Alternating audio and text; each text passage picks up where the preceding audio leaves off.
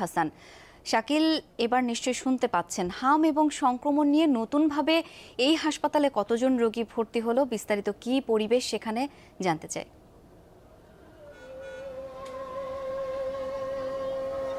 পূর্বেই এর আগে আমি ছিলাম ঢাকা উত্তর সিটি কর্পোরেশনের যে হাসপাতালটি সেটিতে ৩৮৬ জন ভর্তি আছেন হামের রোগী।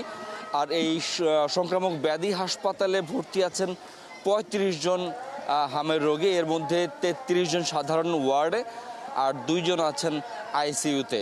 আমি এই হাসপাতালের ডাক্তারদের সঙ্গে কথা বলেছি, তারা আমাকে জানিয়েছেন যে হামের রোগীর আসার যে হার সেটি খানিকটা কমেছে গত এক সপ্তাহে। ঠিক একই রকম তথ্য পেয়েছিলাম ঢাকা উত্তর সিটি কর্পোরেশন হাসপাতালটিতে, সেখানেও গত এক সপ্তাহে রোগীর সংখ্যা কিছুটা কমেছে।